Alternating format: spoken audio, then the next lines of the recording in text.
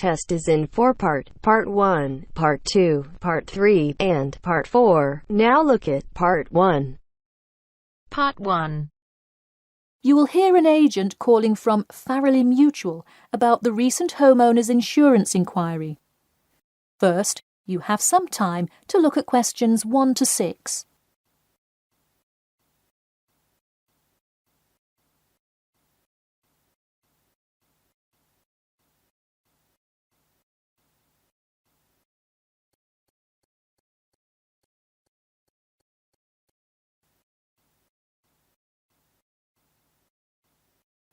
Now we shall begin.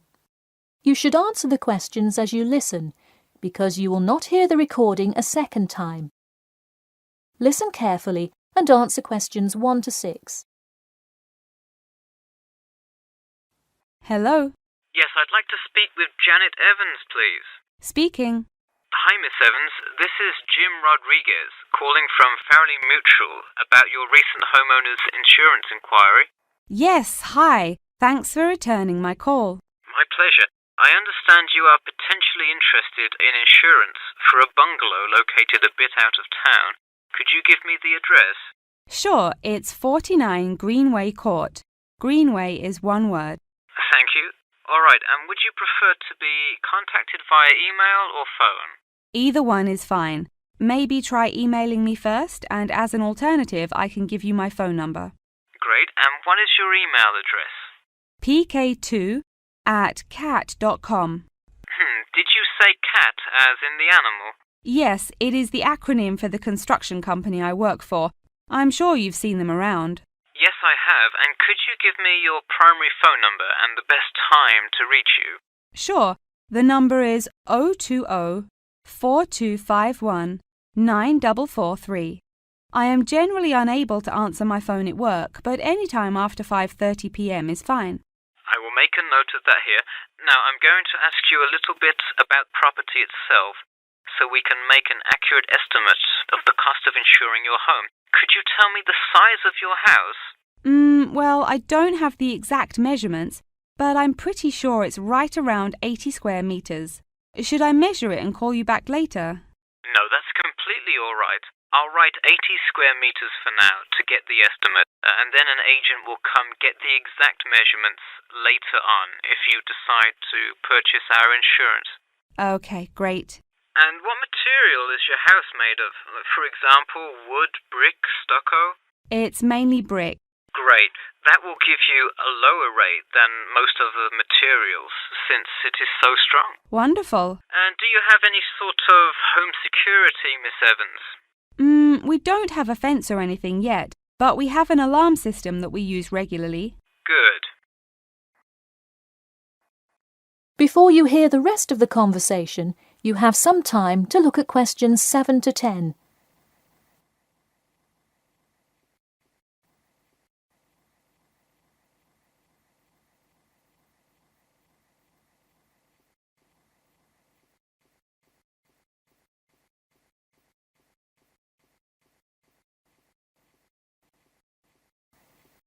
Now listen and answer questions 7 to 10. Now, I'll go through a number of things we offer coverage for, and I'd like you to tell me which items you want your policy to cover. Okay. We'll start with the building itself first. Would you like us to cover incidental damage to the structure to your house? Absolutely. Splendid. And the contents inside your house? We usually cover all items with an appraised value of about £200. Would you like us to cover theft and damage beyond natural wear and tear? I will let you know that the second option here will come with a considerable increase in your rates. I think I'd just like the contents of the house to be covered against theft then.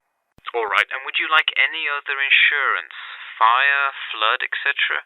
Yes, I definitely want flood coverage. It rains a lot here and the drainage system in the area is not the greatest. Okay, I am calculating your quotation now. It will just take a second. It looks like your annual insurance rate will be £148.30. Thanks, that seems somewhat reasonable. I would like to take some time to think about it. How long does it take to begin receiving coverage after signing up? It depends on the time of year. It can take anywhere from 2 to 6 weeks. I would say if you sign up by July the 1st, you could start your coverage by August the 1st. I see. Okay, thanks for your help. Should I call you back at this number when I have made my decision? Yes, please. And so that we can look up your account faster, I'll give you a reference number that you should provide when calling. Ready? Yep, It's TR278Q. got it. Thanks. Thank you, and have a nice day. That is the end of part 1. You now have half a minute to check your answers.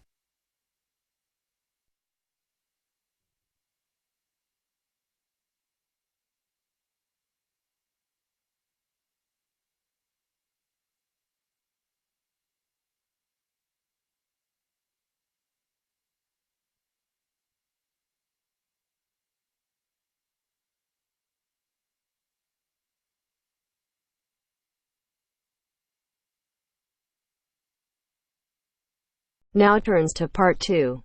Part 2. You will hear a recorded message giving information about an animal park. First, you will have some time to look at questions 11 to 15.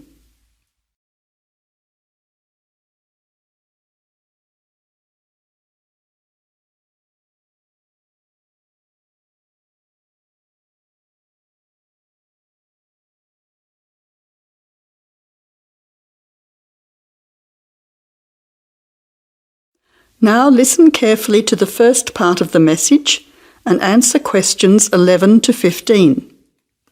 Welcome to the Australian Wildlife Park Information Line. The Australian Wildlife Park is very proudly owned and operated by an Australian family, John and Amanda Brooks, who operate the Australian Wildlife Park with their children, David and Sandra. The family doesn't receive any government assistance. It's solely funded by tourists visiting the park. Thank you for your support and assistance. When the Brooks family purchased the Australian Wildlife Park in 1987, the park housed a small collection of animals and birds on a modest 5-acre or 2-hectare property. A few years later, the park doubled in size when the family purchased the adjoining property. Also, the collection of animals started to boom. In May 2003, the family designed and built a new park in the public open space, once again more than doubling in size. The park now features about 200 species with more than 2,000 head of animals, birds and reptiles. Regarding the entry fee, adults pay $23, children aged 3 to 14 pay $10, aged pensioners are $17 and students are $16.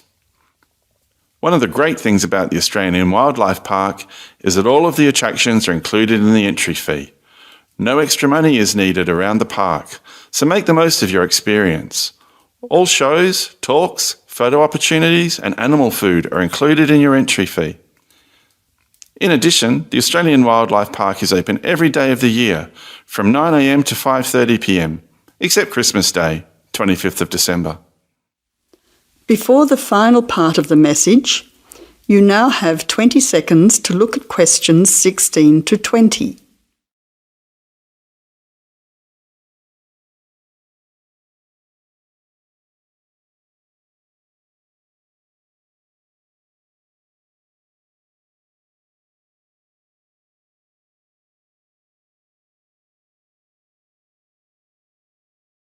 Now answer questions 16 to 20. Several attractions are available to visitors to the Australian Wildlife Park. Firstly, you can meet the koalas between 10 a.m. and 4:30 p.m. Here, people can view the koala colony in a natural environment. Another attraction is to feed the kangaroos between 9 a.m. and 5:30 p.m. Visitors can take a walk through the kangaroo enclosure, viewing them in a natural environment. Kangaroo food is provided and the kangaroos are very friendly. Also enjoyable are the wombats. At 11 a.m, 2 p.m and 3:45 p.m, there are interactive shows where the team is delighted to introduce you to these popular animals. Other attractions that may interest you are an interactive farmyard. suitable for children of all ages. Animal food is provided, and the animals are very friendly. In addition, the working farm is where the country comes to town. Visitors can milk a cow, bottle feed a lamb, watch farm dogs gathering the sheep. All the excitement of a real Australian farm. When they ask for volunteers, be sure to put your hand up. Everyone can get involved. We at the Australian Wildlife Park hope all our visitors have an enjoyable time. See you soon! That is the end of part 2. You now have half a minute to check your answers.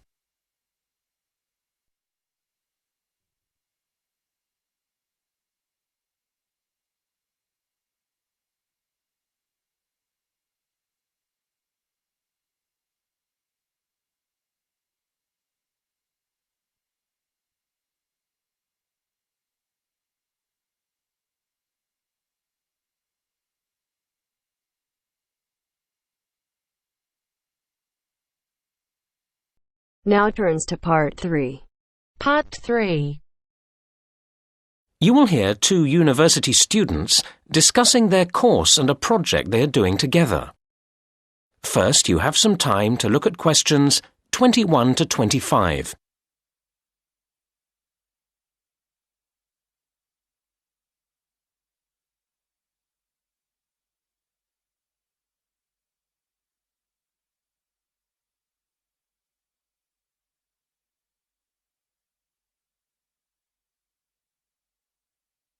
Now listen to the first part of the conversation and answer questions 21 to 25. Hi, Martin. Hi, Kate. How are you? Fine. I'm relieved to have done my presentation. I'm sure. How did it go? Oh, okay in the end, but I was ever so nervous beforehand. It's silly because I do know my stuff quite well. I must know those statistics inside out. But when you have to get each table of results to come up in the right order, it can make you nervous. It was my first time using the computerised projector, and I was sure I was going to get the controls wrong or something. And, of course, that's not a good situation if you know you've got to listen to questions carefully and be ready to answer quickly. But it was fine once you got going? Yes. I do feel that the standard of presentations could be improved in general. I think a lot of the lecturers agree with me, although I don't honestly know what they can be expected to do about it. Students need to appreciate the difference between style and content. Too many presentations are just a mass of detailed content, all very worthy, without any attempt to engage people's interest. Basic things like looking at your audience's faces seem to get forgotten, and that makes it harder to concentrate on the points made about the research itself. Yes, there are quite a few improvements I'd like to see. Take tutorials, for example. I feel they're often a missed opportunity. I come out not feeling sure about what I've learnt. Week in, week out, I faithfully plough through the reading list, which is fair enough, but then the discussion doesn't seem to extract the main issues. It's frustrating. I know what you mean. Mind you, we have to take some responsibility ourselves. I actually got quite a lot from that skills workshop I went to on taking notes, and I'd like to make similar improvements in the next semester. The reading list we get has several websites each time, and I want to learn to navigate my way round them more effectively. Now, that sounds a good idea. Mind you, it means spending more time in the library. If you can get in. You mean because it's too crowded? It isn't big enough, is it? Well, I don't know. I mean, I like to work late in the evening and it shuts before I want to finish. But I know you can access the catalogue from a laptop. Which, personally, I haven't got. Actually, the problem for me is that I like to get up early and start work straight away, and they don't start until 9. I wish they'd change that. Now you have some time to look at questions 26 to 30.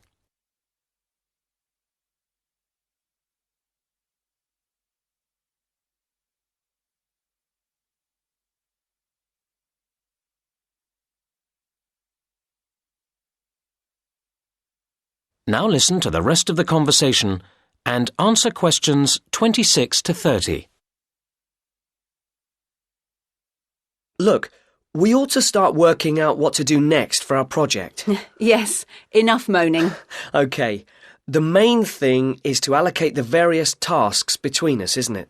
Yes. Well, we're going to need the questionnaire before we can do much else, aren't we? Do you want to handle that? I'd assumed we'd do it together. Well, you have more experience than me. Maybe you could think up the main questions, a first version of the whole thing, and then I could read it through. And make suggestions? Well, OK. My experience on projects has all been with closed groups. I don't really know how you go about selecting subjects from larger populations. Actually, it's quite straightforward. You use tables of randomised numbers. Could you show me? Yeah, I'll take you through the process. That way you'll learn and I'll feel surer for having someone else there. Now that brings us to the interviews themselves. Right. Would you like to do them? Or are there too many? Well, your typing's pretty fast, isn't it? So if you agree to handle the transcribing afterwards, I'm prepared to do the face-to-face stage. Does that sound fair? It does to me. But tell me if you find it takes longer than you thought. And vice versa. And when we get the results all together, they'll need to be run through statistics programs, won't they? That's where I always feel a bit unsure about which tests are the correct ones to choose. Same here. But we can get advice from the lecturers about that. Shall we do all that as a joint effort? I think it'd make us feel more secure about what we were doing. Yes, it would be terrible to get that wrong after all the hard work leading up to it. And then we've got to present the whole thing to the group. Will you feel up to doing that? I think we should do a joint presentation. It's all both our work, after all. I guess you're right. But would you mind getting the slides and so on ready? I find that takes me ages and still doesn't look any good. Whereas I quite enjoy that kind of thing. OK. Now, we need to think about a few... That is the end of part 3. You now have half a minute to check your answers.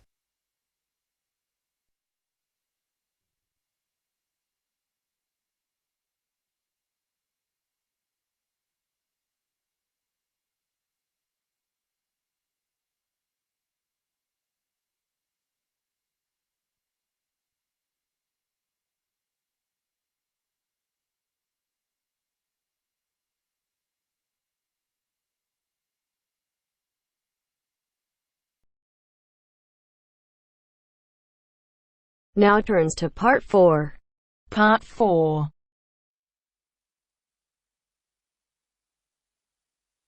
You will hear a woman giving a lecture about the positive effects of laughter. First, you have some time to look at questions 31 to 40.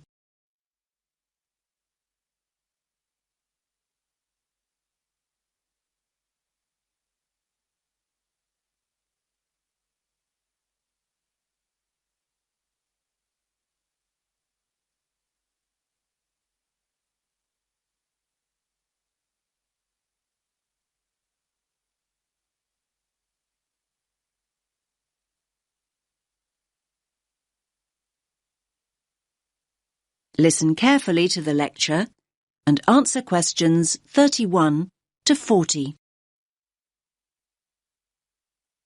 Good morning, everyone.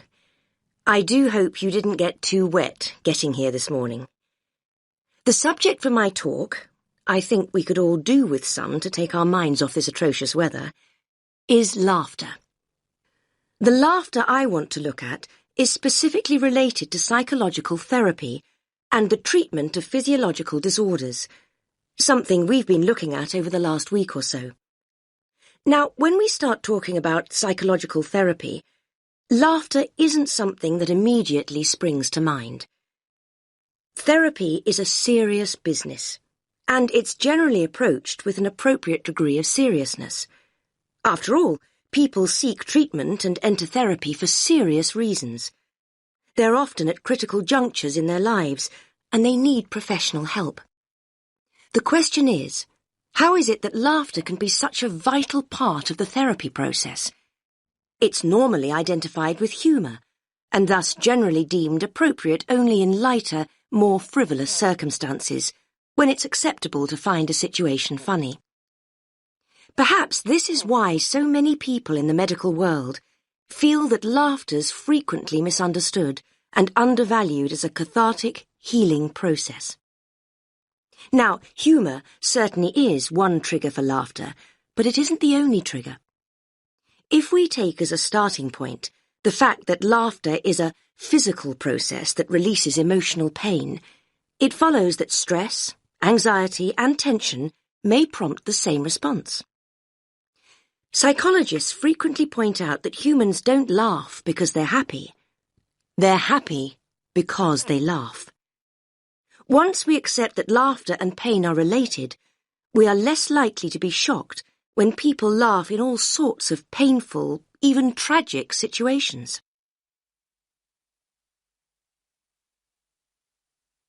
Cathartic psychotherapy utilizes laughter as an essential medium for healing emotional pain. It's specific to the release of anger, fear, and boredom. When people laugh, they free themselves of painful feelings. The amount of pain the body releases during a single burst of laughter is immeasurable, but we know that the body will keep discharging pain cathartically until there's no longer a need. The only obstacle to the process is the self-constraint we learn to impose on ourselves during our early years. We're taught the virtues of self-control from infancy, and any loss of that control during an emotional outpouring is discomforting. We fail to realize that when we lose control, we actually gain in many other ways. Our cultural preference for processing feelings cognitively, instead of feeling them physically, maintains and prolongs emotional distress. Patients who have had upbringings during which feelings were suppressed may have quashed their ability to laugh, cry, and become angry. Clinicians can help individuals regain these cathartic processes, enabling them to release deep-rooted emotions that may be an obstacle to happiness. Only now has research begun to validate the notion that emotions are stored in the body rather than the mind. Recently developed cathartic techniques allow practitioners to teach patients how to access their hidden emotions and release them. The more catharsis the patient experiences, the more rapidly he or she progresses through the healing process. Laughter is probably the least threatening cathartic process, at least to the person expressing the laughter, and so it has an essential role. It's often a stepping stone to other forms of emotional release, like crying or showing rage. So why, you might ask, has the mental health community been so slow to accept laughter as a healing tool? Well, for reasons I've already outlined. Like any expression of the true self, laughter is radical and revolutionary, and laughing at what is seemingly misfortune upsets conformity. We in the medical professions must challenge the antiquated view that adult laughter is silly and inappropriate. We have to ensure that patients don't reject the healing power of their laughter, in the fear that others will see them as making light of their issues. Traditionally, mental health practitioners have viewed laughter as a way of hiding painful emotion.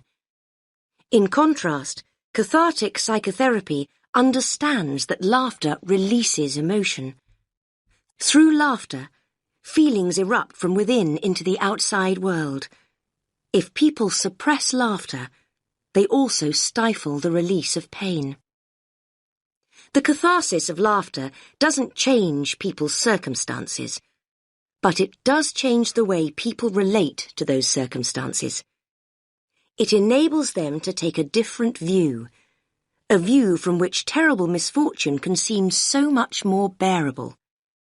This allows people to remember, to feel, and to explore without fearing that they'll be trapped by what they can't control. Life's most tragic events often have an essence of absurdity, and this can be the trigger point for laughter. Some people deal with emotional pain instinctively and come along to therapy already laughing and crying. There are many others, however, that need assistance. That is the end of part 4. You now have half a minute to check your answers.